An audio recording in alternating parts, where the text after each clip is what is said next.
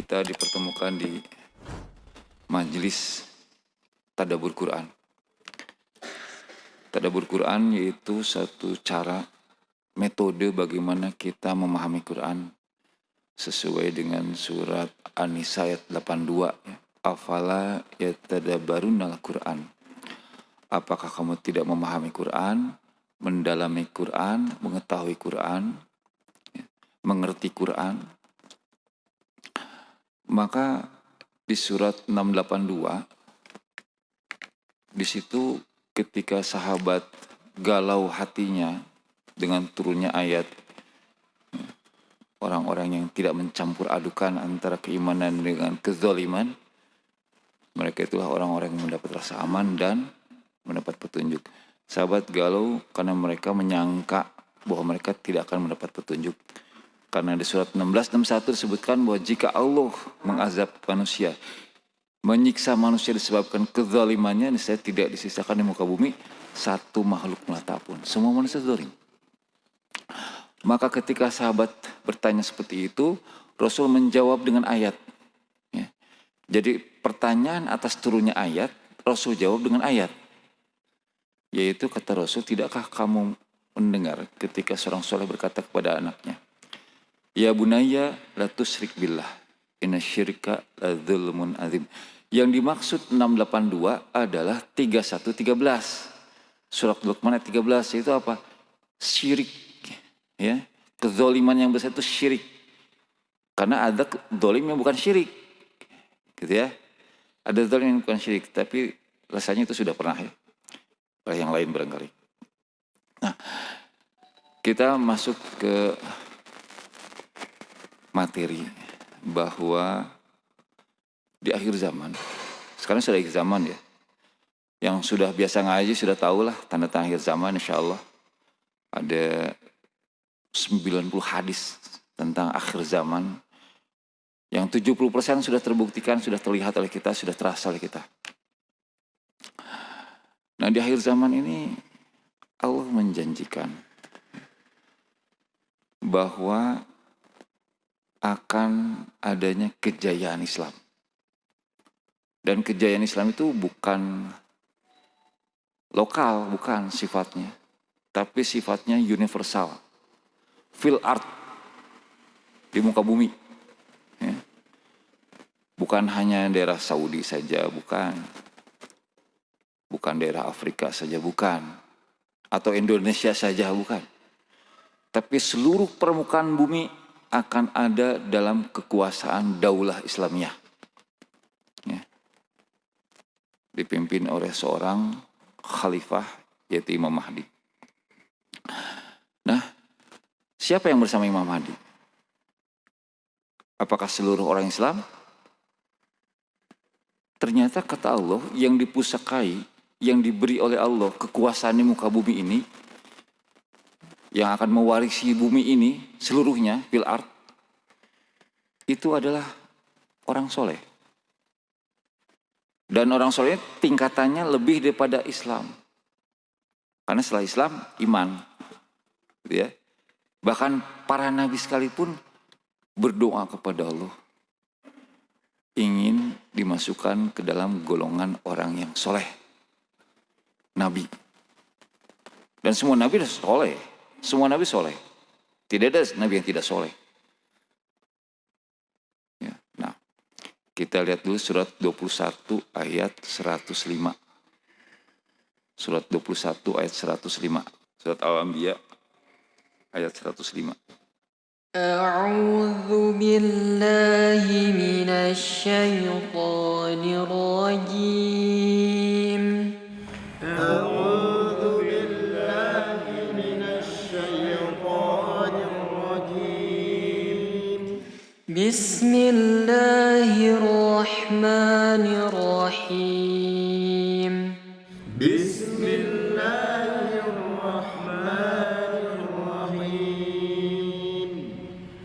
ولقد كتبنا في الزبور من بعد الذكر أن الأرض يرثها عبادي الصالحون الصالحون ولقد كتبنا في الزبور من بعد الذكر أن الأرض يرثها عبادي الصالحون. A'udzu billahi minasyaitonir rajim. Bismillahirrahmanirrahim. Dan sungguh telah kami tulis di dalam Zabur setelah tertulis di dalam Az-Zikr Lauh Mahfud bahwa bumi ini akan diwarisi oleh hamba-hambaku yang saleh. Sadaqallah. Janji Allah bahwa bumi ini akan diwarisi atau dipusakai atau dikuasai oleh orang-orang soleh. Sekarang seperti apa orang soleh? Apa yang dikerjakan orang soleh? Sehingga mereka bisa diberikan kemenangan oleh Allah dan diberikan kekuasaan di atas bumi. Yang pertama, orang soleh itu dia harus jujur. Maka Rasulullah sebelum diangkat menjadi nabi, gelarnya adalah Al-Amin, seorang yang dapat dipercaya, seorang yang jujur, yang lurus. Ya. Jadi syarat soleh itu harus jujur, harus lurus. Untuk bisa menjadi pasukannya Imam Mahdi yang akan memenangkan peperangan sehingga menjadi khalifah fil ard, dia harus orang yang lurus, yang jujur. Kemudian orang yang soleh ini telah dilakukan oleh orang-orang terdahulu, oleh ahli-ahli kitab terdahulu. Jadi bukan hanya oleh umat Rasulullah, bukan hanya Rasulullah SAW, Muhammad SAW, tapi juga sebelumnya telah dilakukan hal ini. Yang kedua, mereka bangun malam, baca Quran, sholat malam. Ya. Jadi orang soleh mah tidak lepas dari tahajud. Itu orang soleh. Kalau sholat 5 waktu itu mah kewajiban. Tapi orang soleh mah ada di atas itu. Yaitu seperti Rasulullah, kalaupun Rasulullah pernah tertinggal sholat malam karena ketiduran, maka Rasulullah mengerjakannya di waktu pagi. Ketika beliau ingat, lakukan sholat itu. Dalam hadis ada 11 rakaat, ada 12 rakaat. Nah, jadi walaupun sholat malam, sujud di waktu malam, itu sunnah. Tapi itu adalah sunnah yang terdapat dalam Quran berkali-kali muncul. Dan itu pula yang selalu ditegaskan oleh Rasulullah tentang sholat malam. Jadi orang soleh mah tidak tinggal sholat malam. Kalaupun tertinggal, balas. Ya, balas waktu pagi. Jadi satu, dia berusaha bersikap jujur. Kalau ingin menjadi soleh, berusaha bersikap jujur. Bersikap lurus. Yang kedua, bangun malam, baca Quran, sholat malam. Yang ketiga, beriman kepada Allah dan hari penghabisan. Jadi hari penghabisan itu akhir zaman. Harus iman. Tidak bisa tidak. Kalau tidak iman nanti masuk ke dalam golongan apa? Munafik. Orang munafik itu berkata bahwa dia beriman kepada Allah dan hari penghabisan, pada sesungguhnya mereka bukan orang-orang beriman, kata Surat Al-Baqarah. Ya. Wa minan nasi ma yaqul amanna billahi wa bil yaumil akhir wa ma hum bimumin, kata Allah. Bukan orang beriman. Kalau tidak percaya akhir zaman, bukan orang beriman. Ya. Maka akhir zaman itu adalah dalam hadis, banyak hadisnya tentang akhir zaman. Ciri-cirinya, tanda-tandanya. Kemudian yang keempat, mereka amar ma'ruf nahi mungkar, mengajak kepada kebajikan dan mencegah kepada kemungkaran. Orang yang soleh itu dia akan selalu mengajak ngaji. Ya. Apalagi kebaikan kalau bukan pengajian. Ya. Rasulullah itu sebelum mengaji bersama malaikat Jibril sudah baik. Tidak mengatakan bahwa Rasul itu seorang yang jahat atau kurang baik. Baik Rasulullah itu. Sebelum jadi Nabi sudah baik. Apa kata Allah? Wa wajadaka dholan fahada. Sebelum diberi petunjuk oleh Allah, Rasulullah digolongkan sebagai orang yang dolan, kata Allah. Not good enough, tidak cukup baik. Walaupun baik, tapi tidak cukup baik. Kenapa? Karena belum mendapatkan fahada, petunjuk dari Allah. Nah, petunjuk itulah yang datang dari Allah lewat malaikat Jibril dengan surat berapa? Al-Alaq 1-5. Iqra. Ya, itu awalnya. Maka disitulah Rasulullah menjadi seorang yang mengajak kepada kebaikan. Menyampaikan apa? Quran. Rasulullah sampaikan Quran. Dan tugas Rasulullah menyampaikan Quran. 22 tahun, 2 bulan, 22 hari menyampaikan Quran. Kenapa Quran? Karena Quran itu firman Allah. Perkataan Allah yang harus disampaikan kepada manusia. Rasul kerjakan itu. Setelah dapat dari malaikat Jibril, sampaikan. Terus inilah yang mengajak kepada kebaikan. Amar ma'ruf ini. Kemudian bagaimana dengan perlakuan? Perlakuan atau satu tingkah laku, satu sikap itu ada dalam hadis. Bagaimana Rasulullah baik hatinya, sopan orangnya, sabar.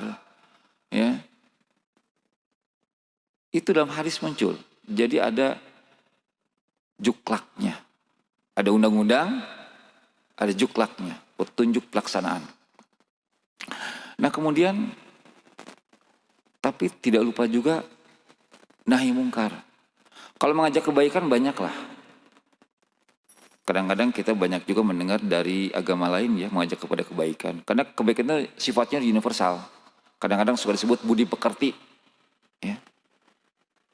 Tapi nahi mungkar ini lain cerita nih. Kalau nahi mungkar membutuhkan keberanian. Kenapa? Jika melihat kemungkaran, rubahlah dengan tangan, dengan kekuasaan. Nah ini. Karena efeknya pahit kadang-kadang ya. Sampaikan kebenaran walaupun pahit. Belum tentu sikap orang akan menjadi positif ketika kita menyampaikan kebenaran. Malah mungkin malik kalau orang itu. Malik nyawa. Ini resiko. Makanya tidak banyak orang yang berani nahi mungkar. Maunya amar ma'ruf lah. Kalau amal ma'ruf, maka orang bisa senyum-senyum diajak kepada kebaikannya. Tapi kalau pas nahi mungkar, wah repot.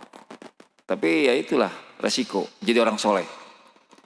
Kalau yang jadi orang soleh yang diberikan oleh Allah kekuasaan di muka bumi, ya itu harus dikerjakan. Nahi mungkarnya harus lengkap, amar ma'ruf, nahi mungkar. Nah kemudian orang soleh itu juga adalah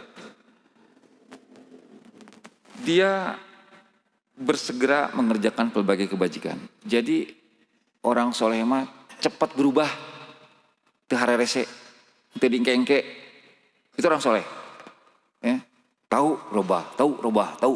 Makanya orang soleh mah orang yang hijrah. Ya. Orang yang hijrah. Sulit seseorang yang tidak hijrah, masih ada lingkungan yang buruk, kemudian dia tetap dalam kegiatan yang buruk di lingkungannya, bagaimana dia akan berubah? Biasanya dia hijrah. Hijrah apa? Hijrah lingkungan. Kalau tadinya campur aduk ya dalam satu lingkungan yang tepararuguh, maka kemudian memisahkan diri menjadi lingkungan yang lebih islami. Musisi yang islami tentunya hijrah gitunya. Bukan musisi kebanyakan, bukan. Ada perbedaan, ada hijrah di sini. Jadi dia cepat pada berbagai kebajikan. Nah inilah yang telah dilakukan oleh orang-orang terdahulu. Ahli kitab. Sama. Kalau kita lihat di kitab Injil Barnabas yang tidak diakui oleh Kristen, walaupun itu ada. Nabi Isa itu dia sholat 6 kali sehari. Dia menghadap Ka'bah. Bait Allah disebutnya. Bait Allah menghadap. Kemudian sebelumnya dia mensucikan dirinya, disebutkan. Mensucikan dirinya. Dan dia ruku dan sujud menghadap bait Allah. Di waktu tengah malam. Di waktu sebelum matahari terbit. Di waktu tengah hari. di waktu sore hari, matahari tenggelam, dan ketika awal malam. 6 kali sehari. Ya. Nabi-nabi itu sholat, bukannya Rasulullah SAW. Semua nabi sholat, termasuk Nabi Isa. Sholatnya pun 6 kali. Maka Rasulullah sendiri sebelum diperintahkan 5 waktu, maka yang Rasul kerjakan adalah sholat malam. Sampai muncul perintah sholat 5 waktu, baru itu menjadi wajib. Yang sholat malam tidak ditinggalkan. Ya, tidak ditinggalkan. Sunnah tapi sangat utama. Ya, ditekankan. Karena inilah ciri orang yang akan menang dalam peperangan di akhir zaman. Orang soleh. Kita lihat dulu surat 3 ayat 113-114. Surat Al-Imran 113-114.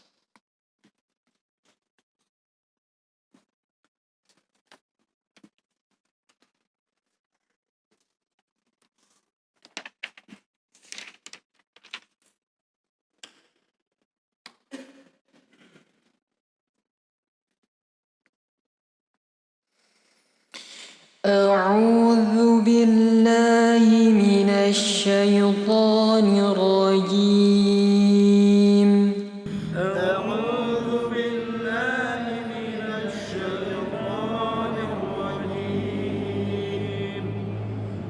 ليسوا سواء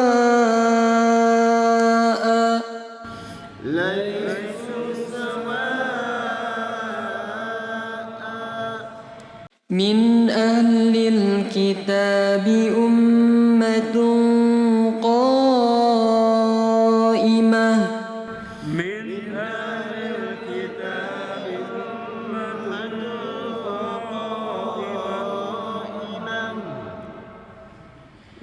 أمة قائمة يتلون آيات الله آناء الليل وهم يسجدون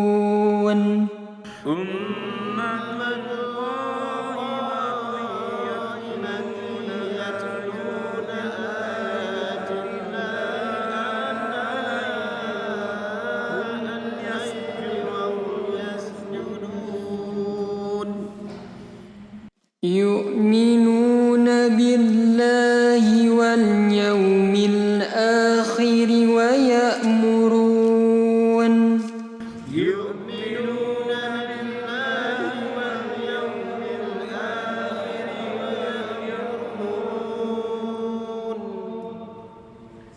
بالمعروف وينهون عن المنكر ويسارعون في الخيرات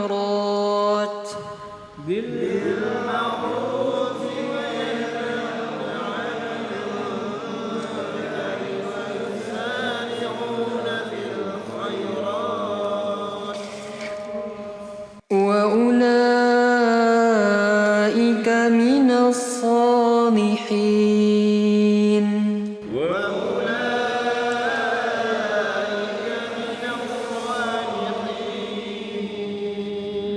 A'udzubillahi minasyaitonirrajim.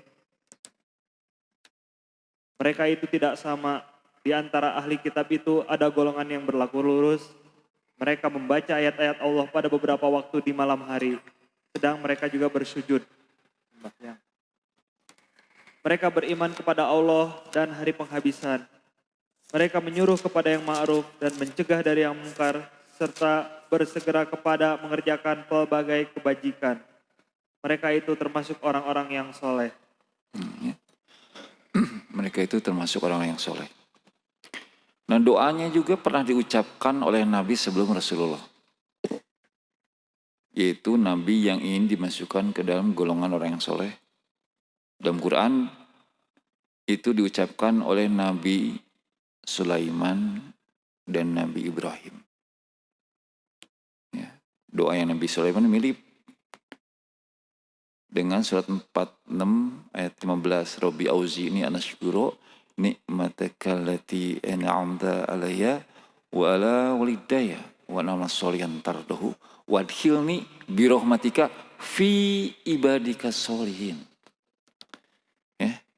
Coba seorang nabi, raja, berkuasa, kaya raya, istrinya banyak, pinter luar biasa, ngerti bahasa jin, ngerti bahasa binatang.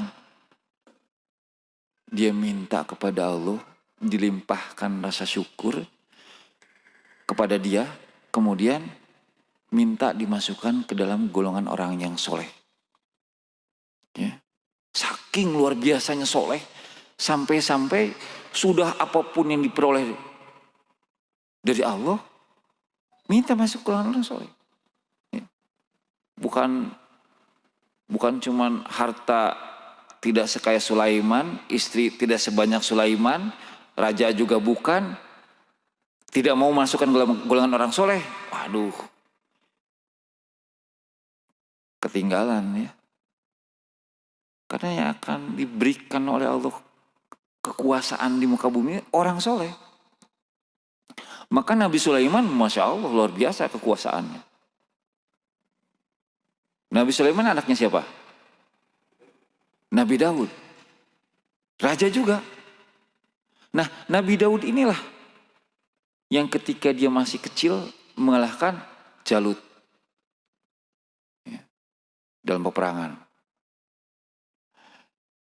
Ini kita harus iman itu kan diyakini dengan hati, diucapkan dengan lisan, dikerjakan dengan perbuatan dengan tangan. Jadi ketika kita bicara iman kepada Quran, kita sudah masuk ke dalam satu periode apa? Periode kita lisannya itu dipakai. Untuk apa? Untuk baca Quran. Pendengaran dipakai. Untuk mendengar ayat-ayat Allah dibacakan. Pengajian. Hati dipakai. Untuk memahami ayat-ayat Allah. Kemudian praktekkan, laksanakan. Amalkan. Ya. Jadi yang akan berkuasa di muka ini adalah yang mengamalkan. Beramal soleh. Dari apa? Dari Quran ini diamalkan. Sudah tahu sekarang? Jujur. Usahakan jujur. Kemudian apa? Bangun malam. Baca Quran. Sholat malam. Apa yang dibaca Quran?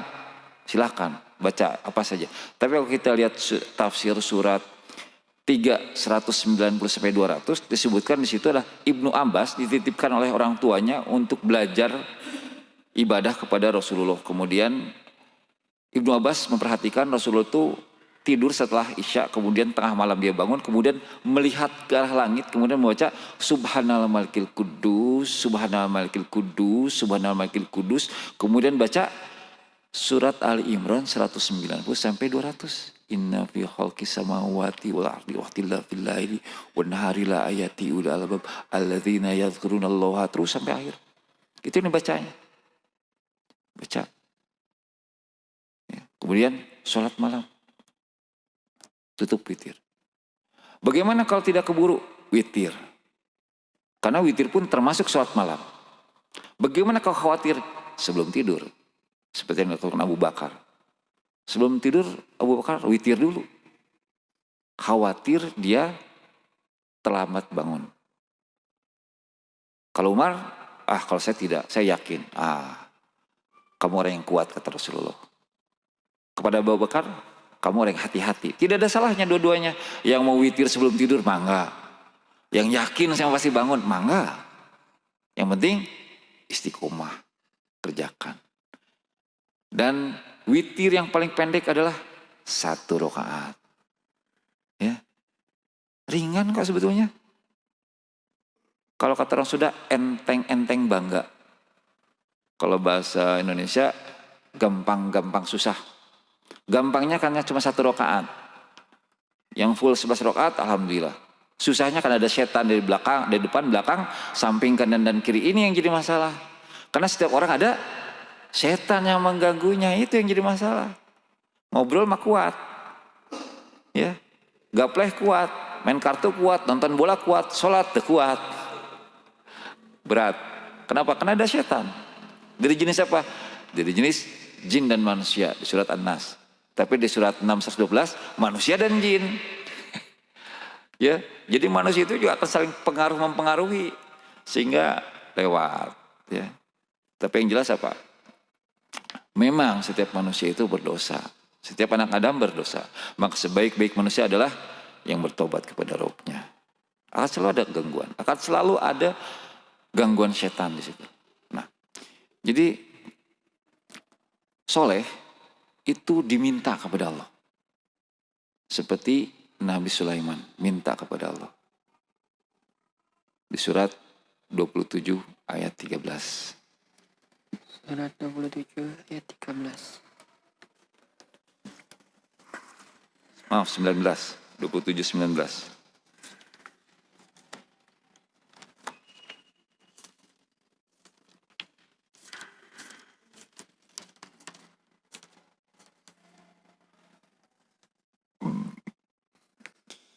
أعوذ بالله من الشيطان الرجيم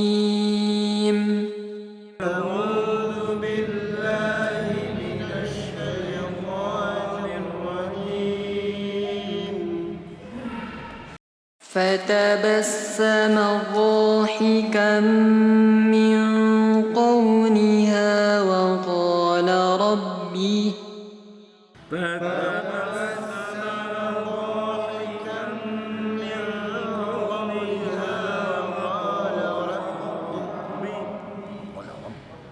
وقال رب أوزعني أن أشكر نعمتك التي أنعمت علي وعلى والدي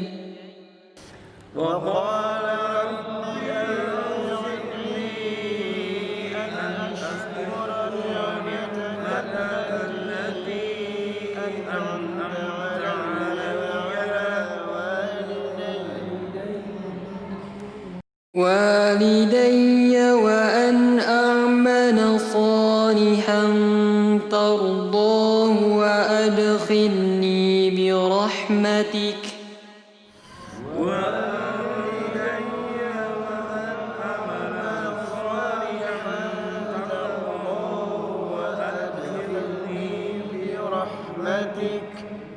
وأدخلني برحمتك في عبادك الصالحين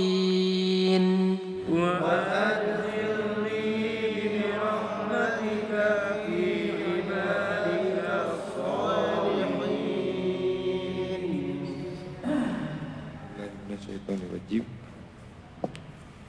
Maka dia, Sulaiman, tersenyum lalu tertawa karena mendengar perkataan semut itu. Dan dia berdoa, "Ya Tuhanku, anugerahkanlah aku ilham untuk tetap mensyukuri nikmat-Mu yang telah Engkau anugerahkan kepadaku dan kepada kedua orang tuaku, dan agar aku mengerjakan kebajikan yang Engkau ridhoi. Dan masukkanlah aku dengan rahmat-Mu ke dalam golongan hamba-hamba-Mu yang saleh." Jadi kalau ingin sejajar ya dalam golongan yang sama, itu jadilah orang soleh, maka berdoalah seperti doanya Nabi agar kita terhindar dari apa? Sombong. Biasanya orang diberikan kelapangan sedikit sombong, diberikan pinter sombong, diberikan ganteng sombong, diberikan benghar sombong, diberikan kelebihan-kelebihan sombong. Nah, menggantinya dengan apa? Syukur. Alhamdulillah. Diberikan kepintaran. Alhamdulillah. Diberikan rupa yang bagus. Alhamdulillah. Diberikan suara yang bagus. Alhamdulillah. Diberikan istri yang cantik. Alhamdulillah, istrinya baru satu. Nanti ditambah kalau bersyukur. Kan jika bersyukur akan ditambah nikmat, betul? Bersyukurlah dengan istri yang satu. Nanti ditambah. Ibu-ibu nanti, wah jangan bersyukur dong biar nggak ditambah. Jangan nanti. Yang masuk surga yang bersyukur. Ya, ditambahnya bisa jadi di dunia, bisa jadi di akhirat gitu. Ya, karena kan tetap saja izin Allah. Ya. Boleh jadi di dunia, boleh jadi, siapa tahu. Boleh jadi juga tidak, tapi di akhirat pasti. Ya, di surga pasti, istrinya tidak satu di surga. Nah, Nabi Sulaiman sendiri istrinya berapa Pak? Pernah dengar Pak? Ada yang bilang 1000, ada yang bilang 700. Coba, kalau tiap hari mendatangi istrinya, ketemu sama istri yang sama, itu 2 tahun lagi. Betul? Kan setahun kan 360 hari. Ya. Nah, misalnya punya istri si A misalnya gitu. Dia menggilir setiap istri satu malam. Ketemu sama si A lagi, nanti 2 tahun kemudian baru ketemu. Gitunya. Coba, saking banyaknya istrinya sampai begitu ya, Nabi Sulaiman. Tapi dalam hadis yang lain disebutkan bahwa Nabi Sulaiman satu malam memang menggilir bukan hanya satu istri, banyak istri. Kuat. Kuat. Kenapa? Karena bersyukur. Ditambah nikmat oleh Allah. Gitu. Hal-hal yang tidak mungkin jadi mungkin. Masa bisa ngerti bahasa semut? Wah, kita mau boro-boro ngerti. Dengar aja tidak Pak. Ya, dengar suara semut kan tidak. Nabi Sulaiman bukan hanya dengar, ngerti malah. Coba, Masya Allah. Pinter-pinternya Nabi itu. Jin. Kita melihat tidak, mendengar tidak. Nabi Sulaiman, nyaningal, nyangadangu, yang bisa merintah ongkoh. Tuh, luar biasanya. Tapi dia minta kepada Allah, dilimpahkan rasa syukur. Maka terus diberikan nikmat, ditambah nikmat. Nabi Sulaiman. Kemudian satu orang lagi yang bermohon kepada Allah minta dimasukkan ke dalam golongan yang soleh adalah yang selalu kita baca dalam salawat. Allahumma sholli ala Muhammad wa ala ali Muhammad kama shallaita ala ali Ibrahim. Nabi Ibrahim. Dia juga minta kepada Allah dimasukkan ke dalam golongan orang yang soleh.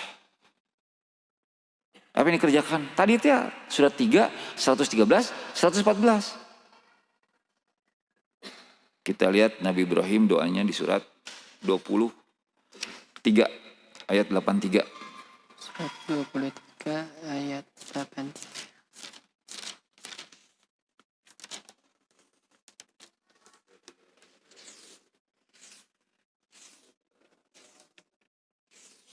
Maaf.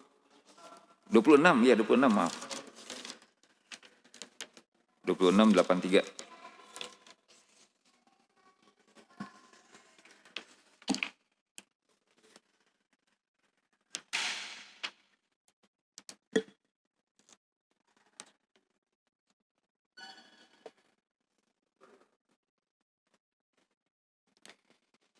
أعوذ بالله من الشيطان الرجيم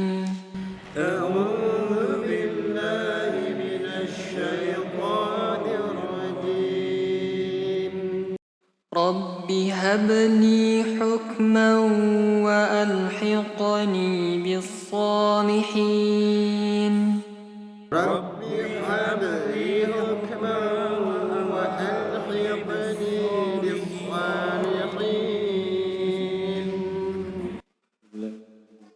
Ibrahim berdoa, "Ya Tuhanku, berikanlah kepadaku ilmu dan masukkanlah aku ke dalam golongan orang-orang yang soleh."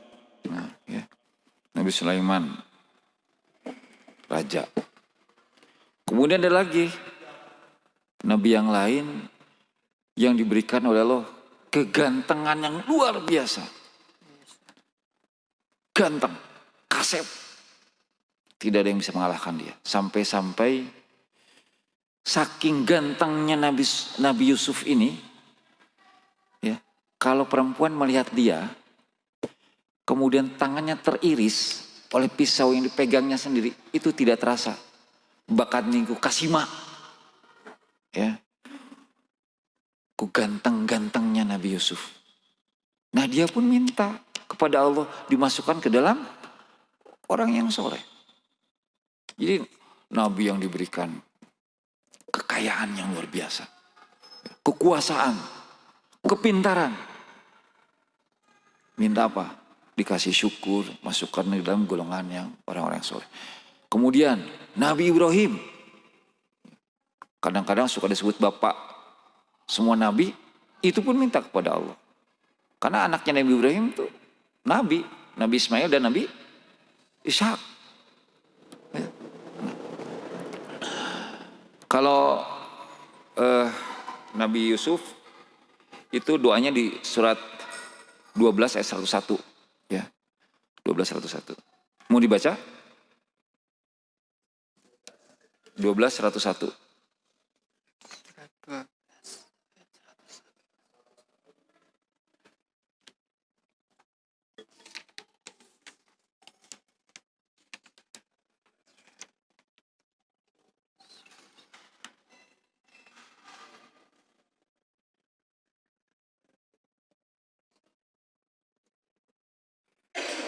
أعوذ بالله من الشيطان الرجيم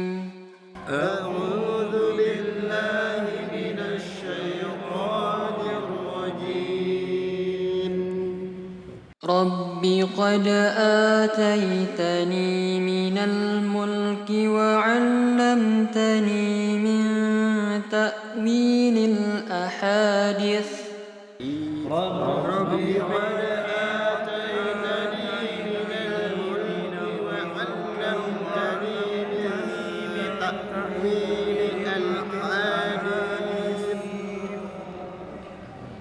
فاطر السماوات والأرض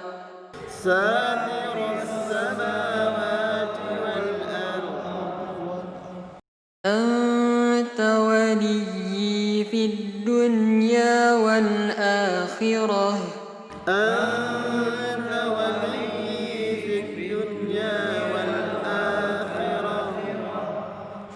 توفني مسلما وألحقني بالصالحين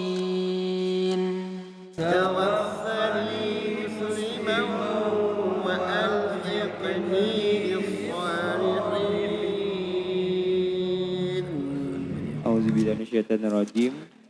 Tuhanku, sungguhnya Engkau telah menganugerahkan kepadaku sebagian kekuasaan dan telah mengajarkan kepadaku sebagian takwil mimpi.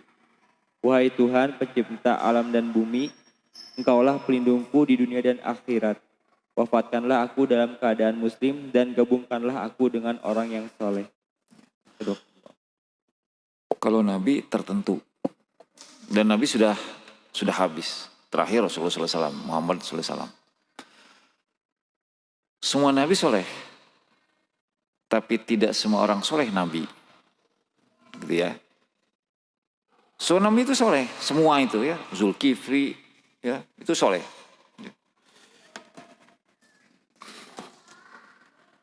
Ismail, Idris, semua Nabi soleh. Tapi tidak semua orang soleh Nabi dan tidak semua Muslim soleh itu. Ya, kita bisa mencapai soleh, tapi tidak bisa menjadi Nabi. Tapi Nabi juga ingin jadi orang soleh. Tuh, cobanya, Nabi itu ingin jadi orang soleh. Dan kita pun sama ingin menjadi orang yang soleh. Seperti Nabi-Nabi itu. Diberikan ulu alam. Minta oleh ke Allah. Betul? Kan ketika kita minta bengar belum tentu diberi, betul? Tapi kan minta sama Allah. Ya, minta aja. Karena memang ada hadisnya. Ada ayatnya juga. Minta aja kepada Allah. Kita lihat bahwa semua Nabi itu dalam soleh surat 21 ayat 85-86. Surat Al-Anbiya. Surat 21 ayat 85-86.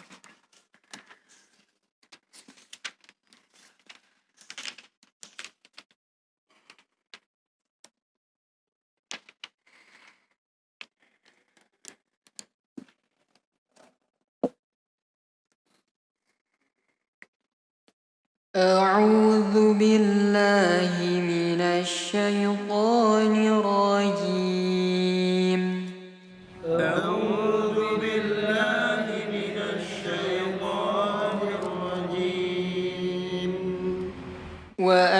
وأدخلناهم في رحمتنا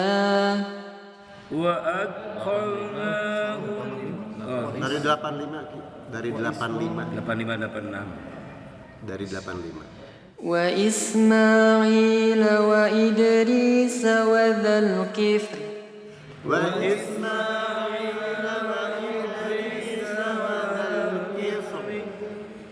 كل من الصابرين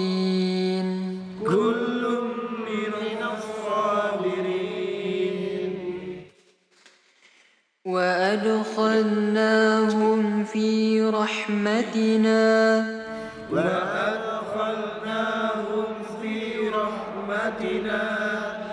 إنهم من الصالحين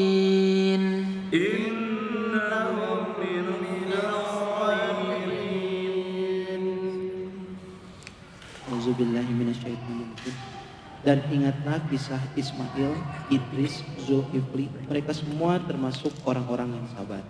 Dan kami masukkan mereka ke dalam rahmat kami, sungguh mereka termasuk orang-orang yang soleh.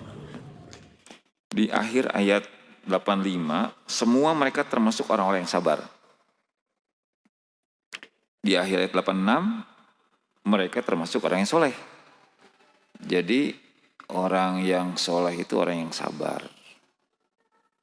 Maka ketika Nabi Ibrahim berdoa kepada Allah, minta diberikan anak yang soleh, dijawab oleh Allah diberikan anak yang sabar. Nah, apa minta anak yang soleh? Ayo dikasih anak yang sabar. Sehingga itu koneknya.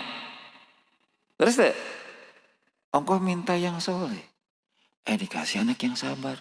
Ini, Nabi itu sabar, Nabi itu soleh. Jadi ketika seorang soleh, dia harus sabar. Tapi bisa jadi orang soleh kalau nggak sabaran mah. Ya, harus sabar. Sabar. Sama istri, sama anak sabar. Walaupun dimusuhi, sabar. We. Jangan dimarahi, ampuni mereka, sabar. We. Lemah lembut sama mereka. Atas berkat rahmat Allah, kamu bersikap lemah lembut. Dan jika kamu berhati keras, dan bersikap kasar, maka mereka akan menjauhimu. Jadi harus begitu. Jadi orang soleh mah harus sabar. Kita lihat surat 37 ayat 100 dan 101.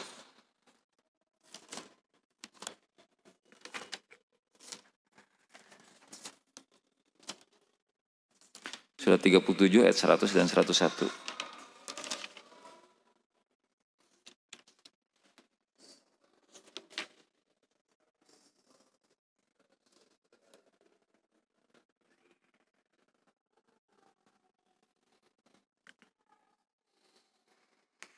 أعوذ بالله من الشيطان الرجيم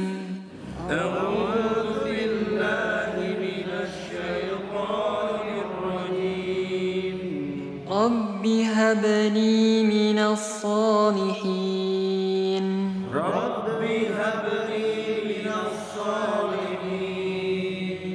فبشرناه بغلام حليم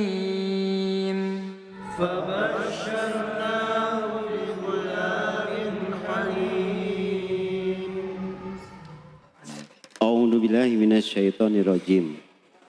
Ya Tuhanku, anugerahkanlah kepadaku seorang anak yang termasuk orang yang soleh.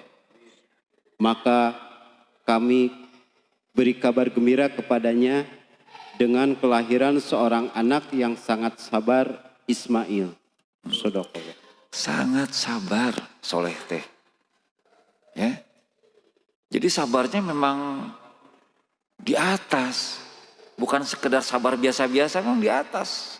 Seperti apa sih? Seperti kalau dimusuhi oleh istri sama anak, teu dicarekan. Ya, padahal memusuhi kepada pemimpinnya, kepada keluarga, tapi tidak dimarahi, diampuni, disantuni, dimaafkan. Pada salah, jelas salah, memusuhan ke bapana. Ya, kamu bapana kawin deui, bikin musuhan. Ya. Tapi ya sabar we, terus we. Jangan patah semangat. Semangat. Ya. Itu ya. Jadi mesti sabar, ya. Sabar. Kalau yang sabar itu bisa membalas kejahatan dengan kebaikan. Ya. Bahkan sampai begitu. Dari siapa? Dari orang yang dekat.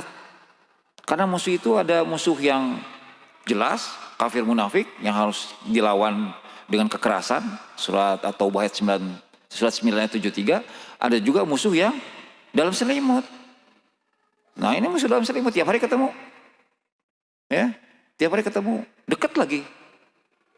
Ketemu lagi. Kumaha tah? Ya. Nah ini yang harus dimaafkan.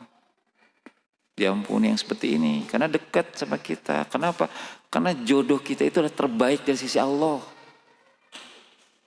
Banyak laki-laki, tapi yang terbaik untuk istri kita adalah kita.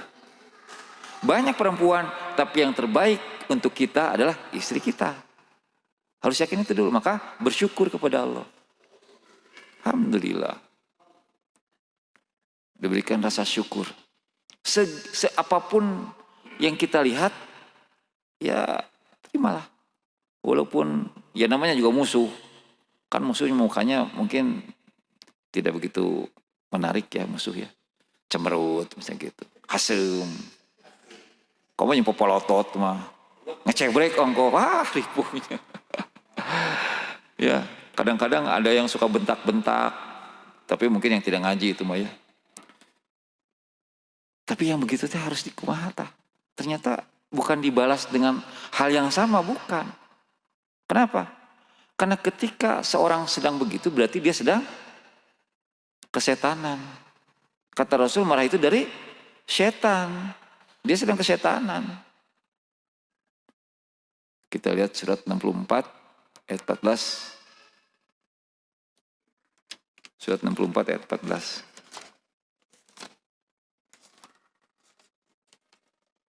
Dan 15.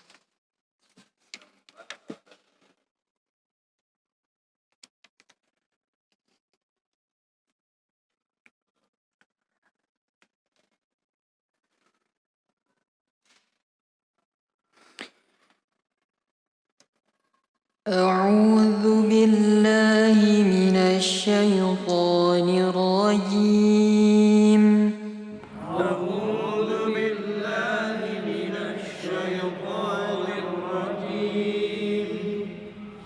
يا أيها الذين آمنوا إن من أزواجكم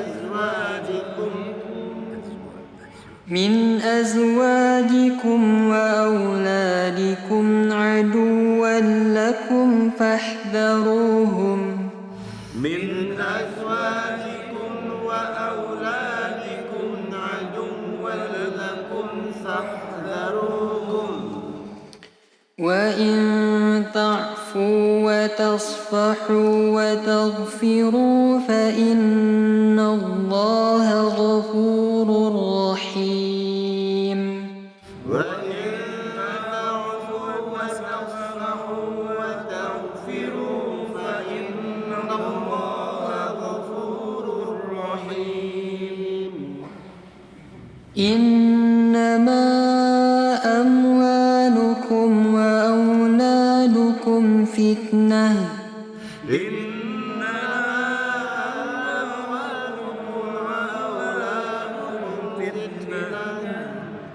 والله عنده أجر عظيم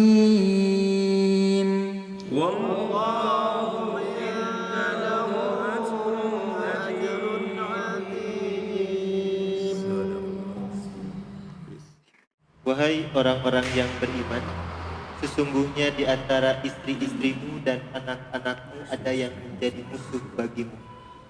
Maka berhati-hatilah kamu terhadap mereka. Dan jika kamu maafkan dan kamu santuni serta ampuni, maka sungguh Allah Maha Pengampun, Maha Penyayang. Sesungguhnya hartamu dan anak-anakmu hanyalah cobaan bagimu, dan di sisi Allah pahala yang besar. Saya bacakan dari tafsir Ibnu Katsir.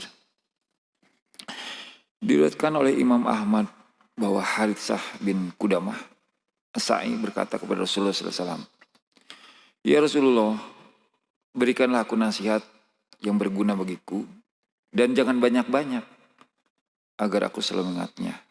Maka bersabdalah Rasulullah SAW, "Jangan marah, jangan marah, jangan marah." Diulangi berkali-kali. Diriwayatkan oleh Ahmad dari Humaid bin Abdurrahman bahwa seorang dari sahabat Rasulullah datang kepada beliau dan minta nasihat. Maka bersabdalah beliau, yang artinya, janganlah marah. Maka berpikirlah aku, kata orang itu, tentang sabda Rasulullah itu, dan ternyata bahwa sifat marah menghimpun segala kejahatan. Dari marah, ucapan tidak terkontrol. Muka sama. Padahal jangankan muka kereng, muka perang, bahkan muka hasem saja Rasulullah diperingatkan oleh Allah. Abasa, hasem saja diperingatkan. Kamu kereng, muka perang, masang muka perang, popelotot, nya kekerot, kamu eta. Baru hasem saja itu sudah diperingatkan oleh Allah. Menghimpun berbagai kejahatan. Jadi apa? Muncul nanti perkataan, nada suara, belum lagi sikap yang tadi duduk berdiri, ya. Karena kalau marah sambil duduk kadang-kadang kurang puas, mesti berdiri. Biar apa? Biar aya action lah gitu ya. Kita teruskan. Diriwayatkan pula oleh Imam Ahmad dari Abu Dzar bahwa Rasulullah SAW bersabda, artinya, jika seorang di antara kamu marah di waktu ia lagi berdiri, maka hendaklah ia duduk. Dan jika dalam keadaan duduk belum lagi hilang marahnya, hendaklah ia berbaring. Praktekan aja Pak. Praktekan. Biasanya suami itu suka terpancing marah. Terpancing. Ya. Ketika apa? Ketika melihat ada orang marah. Dia terpancing. Maka kemudian dia marah. Nah, jadi praktekan begini. Kalau sedang berdiri, duduk. Kalau duduk masih marah, berbaring. Nah sekarang praktekkan, betul tidak berbaring masih bisa marah? Sok. Praktekkan saja. Amak-amakan baru berbaring. Gitu. Coba. Ya, kalau bisa bagus. Biasanya sudah tidak bisa kalau sudah berbaring. Apalagi kalau dua-duanya berbaring. Yuk, mah kita berbaring aja marahannya. Sok cobaan. Ese. Dan yang asik mah marah itu beri nangtung, beri pengen calik. Kalau sudah berbaring sudah sulit marah-marah. Ya. Nah, itu. Kemudian apalagi? Satu lagi adalah berwudu. Diriwayatkan pula oleh Imam Ahmad bahwa Abu Wa'il bercerita, pada satu ketika kami sedang duduk-duduk di tempat Urwah bin Muhammad. Tiba-tiba masuklah seorang pria dan ucapannya menimbulkan amarah Urwah. Maka berdirilah ia segera meninggalkan tempat. Kemudian kembali dalam keadaan sudah berwudu dan berkata bahwa Rasulullah SAW telah bersabda. Artinya, sesungguhnya sifat marah itu adalah dari setan. Dan setan itu diciptakan dari api. Dan api hanyalah dapat dipadamkan dengan air. Maka jika seorang daripada kamu marah, hendaklah segera berwudu. Nah, ya. Yang susah apa? Karena setannya tahu bahwa kalau dengan berwudu itu dia harus pergi, jadi tidak mau wudu. Ayo wudu, apalagi kalau disuruh wudu, tambah tidak mau. Ya. Diajak wembung, komodititah, gitunya. Kelihatan, sok cobian pas lagi marah wudu, kia tuh karena kusen pantotek, mugen ali wudu. Karena setannya merasuki dia, tidak mau wudu, tidak mau. Ya. Kumaha tuh talipak ulah, kan harus sabar, bujuk gitu ya, bujuk. Kalau malam buat, ayo ibu, ayo kita wudu, ayo kita bareng-bareng kita singkirkan setan dari diri kita. Papa juga sini sedang mau keganggu setan, sudah mau marah-marah gitu ya. Lihat mama gitu misalnya gitu ya. Gitu. Ayo kita wudu, ayo. Terus bujuk. Nah, kemudian perhatikan stepnya, sunnahnya. Perhatikan stepnya, jangan sampai dilewat, nanti tidak berhasil usahanya. Pertama, baca doa masuk kamar mandi. Allahumma ini a'udzubika minal khubuthi wal khubais. Baca eta. Jangan sampai nanti kalau stepnya terlewat keluar kerang gini. tidak berhasil, ya baca doanya. Kemudian kaki kiri, perhatikan kadang-kadang setan itu mengganggu apa? Ketika masuk kaki kanan itu berhasil, ya, kaki kiri. Karena setan pasti akan mengganggu. Dia tahu bahwa dia akan diusir dengan adanya air wudhu. Maka dia akan berusaha mengganggu manusia agar tidak mengerjakan sunnahnya itu. Kaki kiri. Ya. Kemudian masuk, ambil air wudhu kan, tuangkan ke dalam tangan. Sok-sok, kemudian sela-selai. Perhatikan, kadang-kadang tadi sela-selai. Jadi setan ayak kena tinggalin. Perhatikan bibirnya. Memang tidak usah harus keluar suara bismillah. Tapi di dalam hadis bismillah, jadi kunyem mulutnya. Ada yang gitu, gitunya tidak mau mengucapkan bismillah saja tidak mau, itu masalah. Bismillah, ya, bismillah. Baru wudhu. Kemudian ambil kumur-kumur. Setan yang di mulut yang menjadikan orang tuh marah-marah, bentak-bentak, buang di situ. Ini hadisnya masukkan telunjuk, kemudian buang ke sebelah kiri. Semburkan kan? Bukan cuma bukan suruh keluar sendiri itunya si airnya ya. Semburkan. Kemudian ambil lagi sampai kena di sini nih. Hidung, di atas hidung. Sedot yang sungguh-sungguh menghirupnya, sungguh-sungguh. Keluarkan. Sing-singkeun ya ke sebelah kiri juga. Kemudian muka sampai batas-batas ini, batas-batas rambut. Kalau boleh diperluas sampai leher di hadisnya, boleh diperluas. Kalau ada jenggot, disela-selai jenggotnya. Kemudian nih kucek-kucek matanya. Setan di situ berkumpul, makanya sok popolotot. Asalnya tuh popolotot pasti nggak kaca, popolototnya. Nah, teruskan sampai selesai, ya, sampai kaki juga. Keluar kamar mandi, kaki kanan. Gufronaka. Asyhadu la ilaha illallah wa asyhadu anna muhammadan rasulullah. Creng, hilang dah setan. Sok cobian. Coba aja, dah bisa dibuktikan atuh. Kalau tidak berhasil apa? Perhatikan lagi, mesti ada yang terlewat tadi. Ya, stepnya ada yang terlewat. Buktinya apa? Kalau mau lebih sempurna kan wudhu, syukrul wudhu.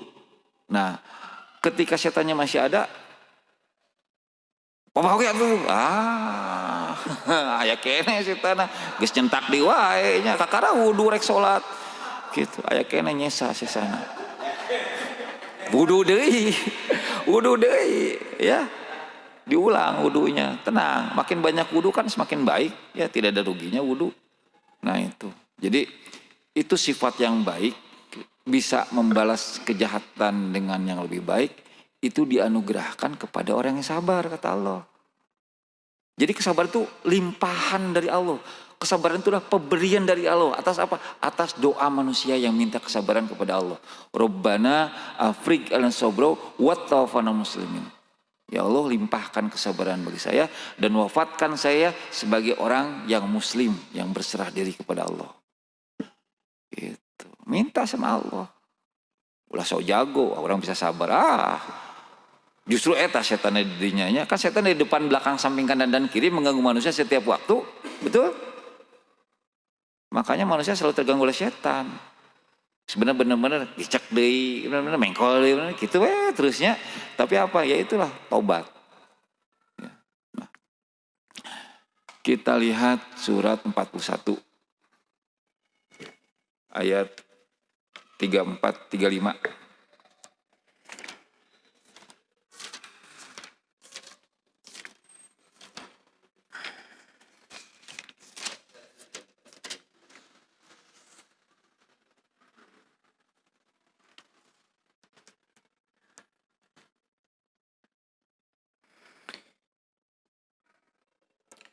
أعوذ بالله من الشيطان الرجيم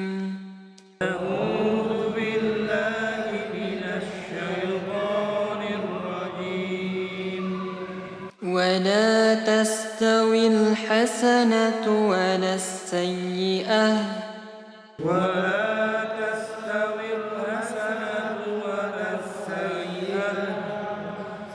ادفع بالتي هي أحسن فإذا الذي بينك وبينه idfa' billati hiya ahsanu fa alladhi bainaka wa bainahu وبينه عداوة كأنه ولي حميم وبينه عداوة كأنه ولي حميم وما يلقاها إلا الذين صبروا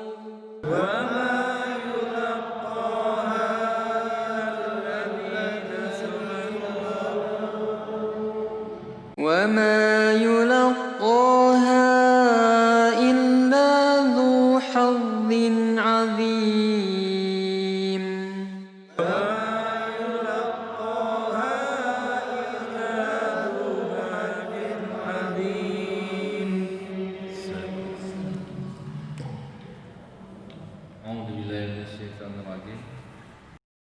Adalah sama kebaikan dengan kejahatan.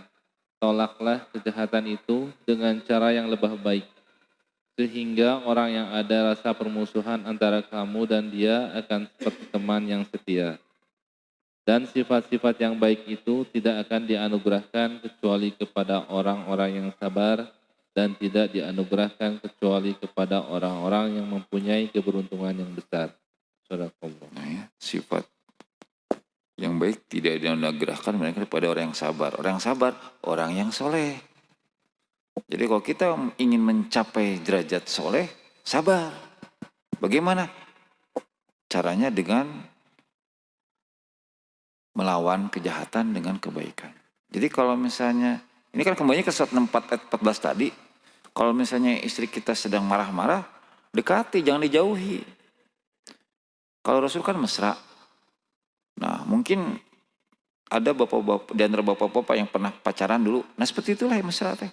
Dekati, walaupun kena amak-amakan. Dibisikkan perkataan yang menyenangkan hatinya. Ya, didekati, peluk gitu ya. Mungkin juga dia tidak suka. Nanaonan sih sekolot misalnya gitu ya. Wih sekolot-kolot kita yang penting mah mesra we gitu ya. Pokoknya maulah eleh lah. Ya. Jangan sampai terpicu, terpancing untuk balas marah itu. Ya.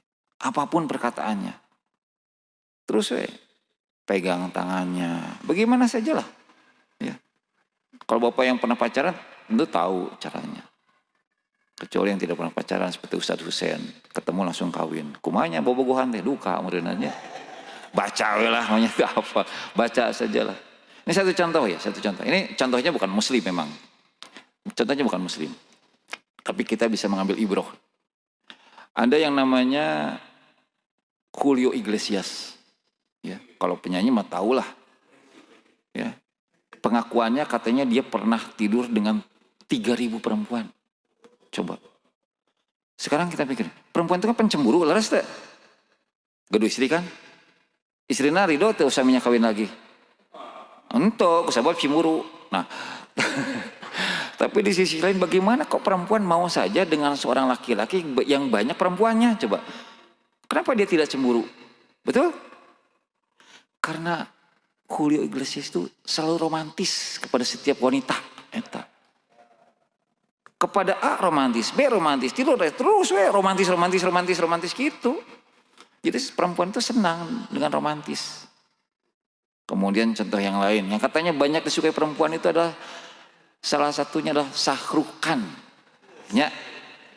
Disebut ganteng-ganteng ting, ya ganteng lah, tapi kan tuh wah hebat bisa. Tapi kenapa pada suka? Karena dia juga romantis. Berpuisi, bernyanyi-nyanyi, ya. Menyenangkan. Sehingga perempuan suka, walaupun perempuan tahu bahwa perempuan itu banyak. Yang suka tuh banyak, tapi kenapa tidak terjadi kecemburuan, gontok-gontokan? Kenapa? Karena itu. Ya. Karena dia romantis. Kemudian siapa lagi? Don Juan. Sama. Peminatnya banyak perempuan.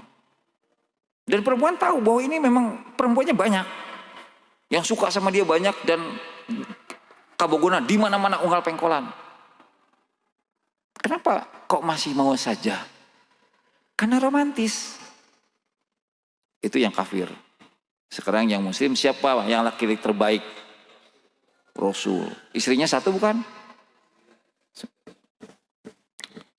9 itu yang diakui. Kalau yang lebih dari itu juga sampai 15. Kenapa? Karena Rasul romantis. Gitu. Ya. Kapan Rasul marah-marah sama istrinya? Nyarekan istrinya lak-lak dasar. Contoh nih. Sekali waktu Rasulullah di rumahnya kan kecil Rasulullahnya. Ruangan, kemudian kamar gitu ya. Terus kalau rumah standar makan ada ruang tamu, ada ruang makan gitu. Ini mah ruang tempat menerima tamu, terus kemudian kamar tidur, sudah segitu aja. Nah, Rasul sedang menerima teman-temannya, para sahabat di rumahnya, ngobrol. Kemudian di tengah-tengah obrolan tersebut ada salah satu istrinya yang mengirimkan makanan. Salah satu istrinya itu jago masak, jadi pinter masak, enak masakannya, dikirimkanlah makanan ya ke rumah Rasulullah. Nah, sampai makanan di sana diterima, apa yang dikerjakan oleh Aisyah? Dibalangkeun eta, tuangeun, dipayuneun teman-temannya Rasul. Coba kira-kira gimana tuh Pak?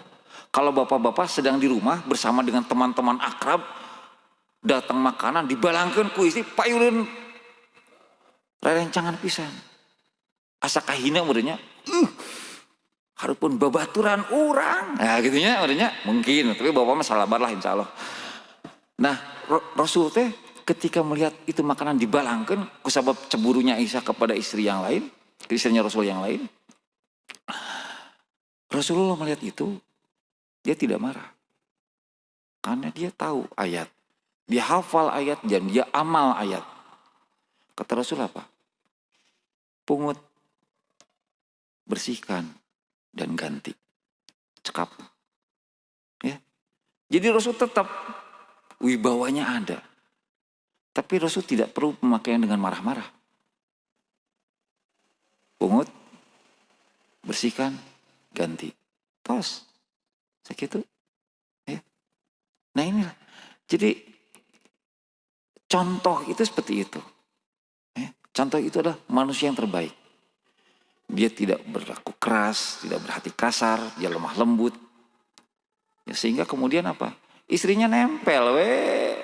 Walaupun Rasul pernah ditawari, jika kau menginginkan dunia dan perhiasannya, mari aku ceraikan kamu. Pernah ditawarkan perceraian Rasul. Bukan diceraikan, bukan ditawarkan perceraian. Jika kamu menghendaki dunia dan perhiasannya, mari aku berikan kamu mut'ah dan aku ceraikan kamu dengan baik.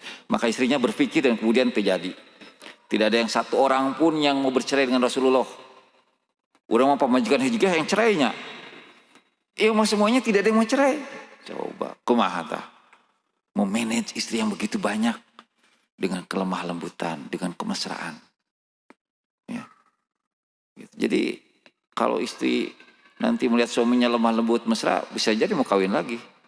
Nah, ayah ibu bunda, wah ayah, aduh punten ibu, punten bu, hari panginten teka tinggal. Jadi gitu, laki-laki harus lemah lembut sama istri ya. Nanti masalah nanti lagi lain cerita. Surat 3 159 tacarnya itu, mangga. Surat 3 Surat Ali Imran ayat 159. 159.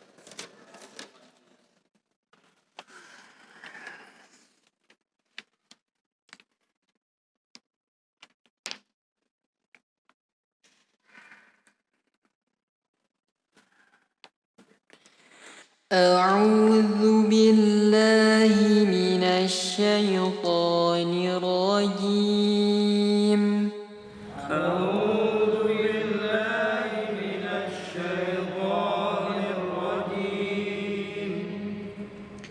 فبما رحمة من الله لنت لهم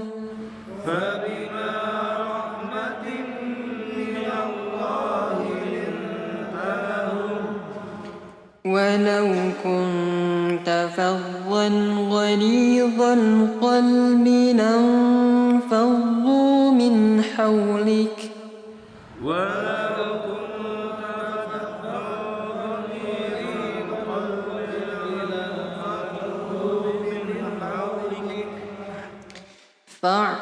عنهم واستغفر لهم وشاورهم في الأمر فاعف عنهم واستغفر لهم وشاورهم في الأمر فإذا عزمت فتوكل على الله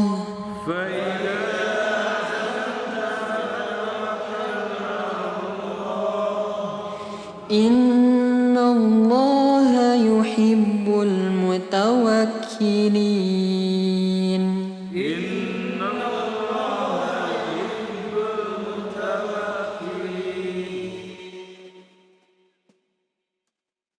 A'udzubillahi minasyaitonirrajim. Bismillahirrahmanirrahim. Maka berkat rahmat Allah, engkau Muhammad berlaku lemah lembut terhadap mereka. Sekiranya kamu bersikap keras dan berhati kasar, tentulah mereka menjauhkan diri dari sekitarmu. Karena itu, maafkanlah mereka dan mohonkanlah ampun untuk mereka, dan bermusyawarahlah dengan mereka dalam urusan itu. Kemudian apabila engkau telah membulatkan tekad, maka bertakwalah kepada Allah. Sungguh Allah mencintai orang-orang yang bertakwa. Ini praktek sabar itu seperti ini. Membalas kejahatan dengan kebaikan, lemah lembut, tidak bersikap keras, berhati kasar. Nah, kembali kaitannya kepada soleh. Ya. Jadi soleh itu sabar. Pertama tadi kan soleh itu jujur. Kemudian bangun malam, baca Quran, sholat malam. Kemudian beriman kepada Allah dan hari penghabisan. Kemudian amar ma'ruf nahi mungkar. Kemudian cepat pada berbagai kebajikan. Ini soleh. Kaitan yang sabar. Nanti sabar juga panjang lagi ceritanya kalau sabar. Nah, karena sabar juga ada sabar tidak melawan, ada sabar melawan. Tapi kepada siapa melawan dan kepada siapa yang tidak melawan itu kan jadi masalah. Sabar tidak melawan kepada istri, kepada anak, kepada orang mukmin. Sabar. Sabar melawan kepada kafir, kepada musyrik, kepada munafik, gitu. Doanya ada dua-duanya. Doa tidak melawan, Rabbana afriq ana sabra wa tawaffana muslimin. Itu adalah doa penyihir-penyihir yang beriman setelah dia dikalahkan oleh Nabi Musa. Dia dihadapkan dengan tentara Fir'aun yang jumlah ribuan. Tidak bisa apa-apa, mau melawan kumaha, melawan ribuan atau betul tidak? Dia tidak punya kekuatan untuk bisa melawan. Jadi apa? Dia berdoa sampai apa? Sampai mati. Dia mati betul. Nah, tapi ada yang melawan siapa? Daud. Ya, Daud. Bapaknya Sulaiman. Dipimpin oleh Tolut. Tolut memimpin pasukan melawan Jalut. Nah, ketika mereka itu menyeberang sungai, disitulah diuji semangat dari para pasukan ini. Maka berdoa, Rabbana afriq ala sabra wasabbit aqdamana fansurna alal qaumil kafirin. Ada yang tidak kuat, terjadi milu perang. Kami mah duduk-duduk aja lah di sini, maneh we perang mah gitunya. Eta, jadi sabar itu juga perang. Ada orang yang tidak sabar apa? Terjadi perang. Lemah. Ya. Jadi sabar itu ada sabar betul-betul diam, tidak melawan, menunggu ketetapan Allah. Ada sabar tetap istiqomah pergi berperang. Karena yang akan diberikan kemenangan adalah orang-orang yang sabar. Gitu. Surat 8. Ada orang yang sabar diberikan kemenangan oleh Allah. Nah, siapa itu? Yang soleh. Nah, kemana soleh teh? Sholat malam. Siapa contohnya? Rasulullah. Sebelum perang Badar Rasulullah berdoa, sholat malam dan berdoa sampai pagi. Ya. Rasulullah sholat malam dan berdoa sampai pagi menghadapi perang Badar. Itu orang soleh. Kemudian kalau kita lihat dalam periode berikutnya seperti Salahuddin, kemudian siapa lagi? Siapa?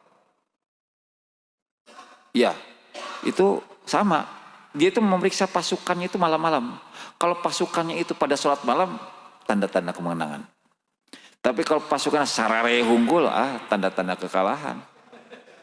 Dan yang menang mah nu soleh. Gitu. Jadi bukan hanya fisik, tapi juga ibadah. Ya. Karena tapi janji Allah yang akan diberikan kemenangan itu orang yang soleh. Maka di zaman Rasul yang namanya tentara itu biasa sholat malam. Ya. Nah, itu tentara. Nah kemudian kepada istri, satu yang terakhir, ya, istri. Bagaimana? Kadang-kadang memulai sesuatu yang baru agak sulit ya, suka terjadi keheranan aya naon ya gitunya. Naon suka deh kawin deui meureun gitunya. Kadinya wae cenah. Tenang. Nah, ucapkan begini dia hadisnya dari Riyadhus Shalihin. Ucapkan aku mencintaimu karena Allah. Ya. Aku mencintaimu karena Allah. Ajarkan kepada istri. Jawabannya adalah bukan aku juga mencintaimu, bukan saudu'ai, bukan. Tapi semoga engkau dicintai oleh Allah yang menjadikanmu mencintaiku karena Allah. Ya. Jadi dua-duanya tagih. Kita ucapkan, saya mencintaimu kepada Allah. Kemudian dia apa yang dia harus jawab, itu jawabannya, ajarkan. Kemudian nanti kapan-kapan kita tagih juga, mah kok nggak pernah mengucapkan saya cinta kepada saya mencintaimu karena Allah sih? Oh iya, maksudnya saya mencintaimu karena Allah. Nah, langsung semoga engkau dicintai oleh Allah yang menjadikanmu mencintaiku karena Allah. Gitu. Jadi semuanya karena Allah gitu. Kenapa sabar? Karena Allah, bukan karena takut istri, bukan. Kenapa istrinya menjadikan suaminya kawin lagi? Karena Allah, bukan karena yang lain.